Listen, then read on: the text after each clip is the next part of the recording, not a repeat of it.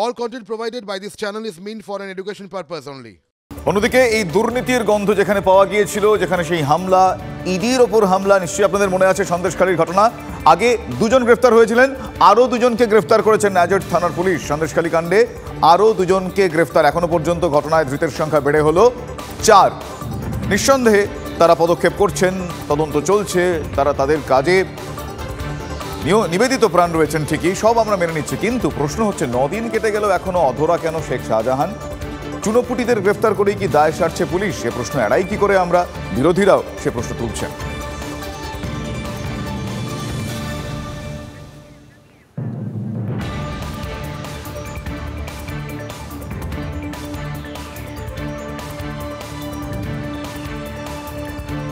অন্যদিকে নগদ চেয়ে রোগীর কলার ধরে হুমকি হাসপাতাল কর্মীর।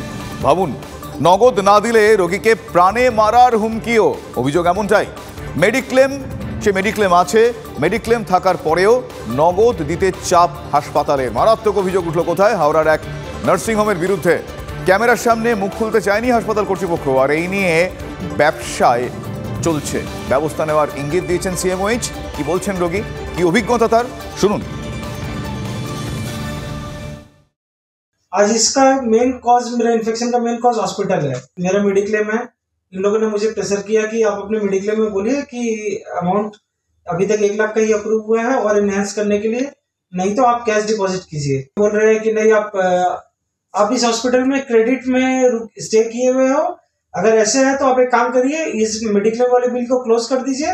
आपको हॉस्पिटल में अगर स्टे करना है तो आप कैश पैसा दीजिए।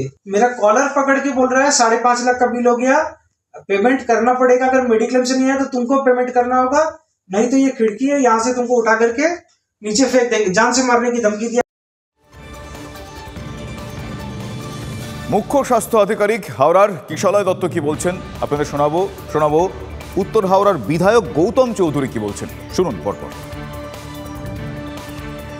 আমরা আগেও অনেক তথ্য পেয়েছি ওই হাসপাতালের এগেনস্টে। আমরা সেই সময় যথাযথ সমস্ত যা করার আমরা করেছিলাম, কিন্তু এবারে আবার যখন শুনলাম এটা যদি কোনো রকমের আমাদের অফিসিয়াল আকারে আমাদের কাছে আসলে আমরা সেই এগেনস্টে স্টেপ নেব। আমি এই ব্যাপারে খুব দুঃখ প্রকাশ করছি। এটা আমাদের এখানে এটা একটা তিরস্কারের জায়গায় চলে যাচ্ছে। ওদের ম্যানেজমেন্টকে বারবার করে বলছি এই ব্যাপারটাকে দেখার জন্য, চেঞ্জ করার জন্য। আমরা ফেড আপ এই ব্যাপারটা নিয়ে। পশ্চিমবাংলায় এই জিনিস চলতে পারে না। আমরা সিএমএইচের সাথে কথা বলবো, এই হসপিটালের বিরুদ্ধে আমরা অবিলম্বে ব্যবস্থা নেব। আমরা বাংলার মুখ্যমন্ত্রীকে জানাবো যে এই হসপিটাল কিভাবে চলছে। জন্মদিনের পার্টি চলছিল, সেখানে অশান্তি। কলকাতায় আক্রান্ত পুলিশ। এন্টালির আনন্দপালিত রোডে মধ্যরাতে বহুতলের ছাদে তারস্বরে বক্স বাজিয়ে পার্টি চলছিল। 100 ডায়ালে ফোন করেন এলাকার বাসিন্দারা। অভিযোগ পেয়ে পৌঁছয় পুলিশ। এন্টালি থানার পুলিশের সঙ্গে তখন বচসা বেঁধে যায় ওই পার্টিতে থাকা লোকজনের। মত্ত অবস্থায় পুলিশকে মারধর করা হয় বলেও অভিযোগ ওঠে।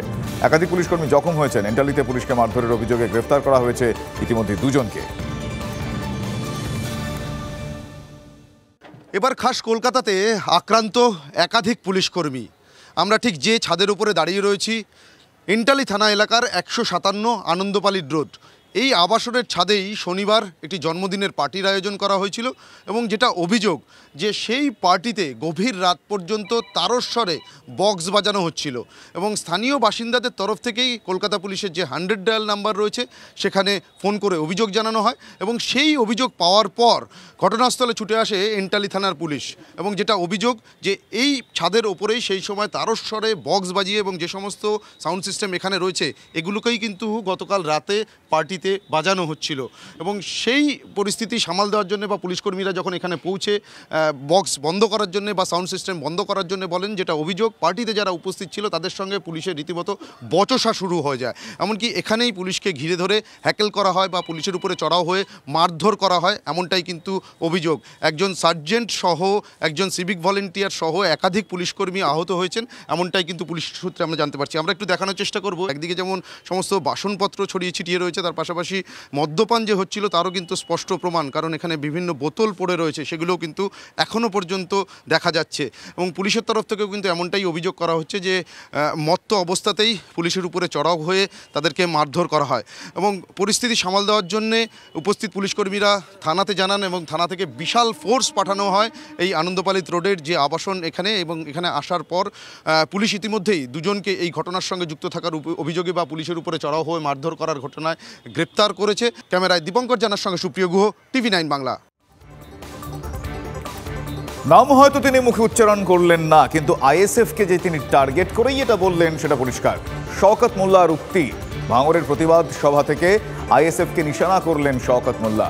ভাঙড়ের তৃণমূলের পর্যবেক্ষক, বেঁচে থাকা মুশকিল হবে হুঁশিয়ারি দিচ্ছেন শওকত। বিরোধী শক্তি শূন্য করার ছক পাল্টা জবাব দিয়েছেন ভাঙড়ের আইএসএফ বিধায়ক নওশাদ সিদ্দিকী। শোনাই আপনাদের। যে দৃষ্টান্তমূলক শাস্তি যদি প্রশাসন না করে, ওদের শাস্তি কিন্তু এখানকার জনগণের দ্বারা পেতে হবে, এটা যেন মাথায় থাকে। ওদের বাঁচাতে কেউ পারবে না, এটুকু বাঁচাতে পারে এই নয়, বদ্রার মাটিতে বাস করা ওদের জিনে হারাম করে দেবো, এটা আমি দায়িত্ব নিয়ে আগে করে বলে যাচ্ছি। তাতে যদি আমাদের আরো যদি দুটো খুন হবে, রক্ত ঝরবে, কিন্তু কোন জায়গায় শত্রুর সাথে 1 ইঞ্চি কম্প্রোমাইজ করব না, এটা একদম পরিষ্কার ভাবে আজ এখানে জানিয়ে দিয়ে গেলাম। প্রশ্ন আমার প্রথমেই, গণতন্ত্রকে হত্যা করার জন্য, বিরোধী শক্তিকে শূন্য করার জন্য যেভাবে মেতে উঠেছে মোটেই কাম্য নয়। সাথে কি বলছেন, কি হুমকি দিচ্ছেন, অবাঞ্ছিত মন্তব্য করছেন, অসংসদীয় কথাবার্তা বলছেন শওকত মোল্লা সাহেবরা। তবে এনাদের কাছ থেকে তো ভালো আশা করাটাই আমাদের বৃথা, কারণ ন্যাশনাল হিউম্যান রাইটস কমিশন যাদেরকে বলেছে নটোরিয়াস ক্রিমিনাল, যাকে, তার কাছ থেকে ভালো আশা করা বৃথা।